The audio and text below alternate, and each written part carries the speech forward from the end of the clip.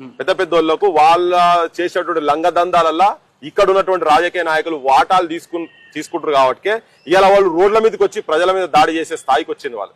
కానీ ఏంటంటే ఇవాళ ఎక్కడ చూసినా ఏ పల్లెలో ఏడ చూసినా కానీ వాడు చిన్న ఒక జిలేబీ దుకాణం పెట్టుకునో ఓ సమోసా దుకాణం పెట్టుకునో వచ్చి కూర్చుంటున్నాడు. స్లోగా వాడలు మొత్తం కొంటున్నారు.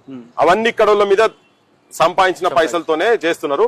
వీళ్ళకేందంటే ఫండింగ్ ఇచ్చుకుంటా ఇక్కడ పెద్ద పెద్ద వీళ్ళ సంఘాలు ఉన్నాయి కదా, ఈ సంఘాలని ఈ ఎమ్మెల్యేలకు వీళ్ళందరికీ పెద్ద లెవెల్ ఇక్కడ నుంచి ఫండింగ్ ఇస్తుంది కాబట్టి లోకల్ వాళ్ళని ఏమి ఇబ్బంది పెట్టే పరిస్థితి లేదు. కానీ జనం తిరగబడతారు. వాళ్ళు అధికం చేస్తే తెలంగాణ వదిలిపెట్టి పోవాల్సి ఉంటది.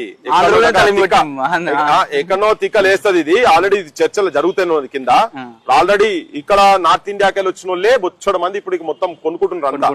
ఇప్పుడు మేము అదే చెప్పినాం కదా, ఇక్కడ తెలంగాణ వాళ్ళకు ఇప్పుడు చాలా మంది ఇండస్ట్రీస్ కి ఏం చేస్తారు, ఈవెన్ సాఫ్ట్వేర్ కంపెనీలు కూడా ఏం చేస్తారు, ఇక్కడ భూములు ఇస్తున్నారు, ఇక్కడ నీళ్లు మనయి, కరెంటు మనది, గాలి మనది, అన్ని మనయే, ఇక్కడ వనరులు అన్ని మనయే, అన్ని ఇక్కడ వాడుకునేటంటే మొత్తం మనదే. వాళ్ళు అక్కడికి కంపెనీలు వచ్చి ఇక్కడ కంపెనీలు పెట్టుకొని 100% మొత్తం ఆంధ్రలో పెడుతున్నారు. ఇక్కడైనా ఊడ్చే పనులు పాయఖానాలు సాఫ్ చేసి మాత్రం తెలంగాణలోకి కాంట్రాక్ట్ ఇచ్చి వాళ్ళని పెట్టుకుంటున్నారు.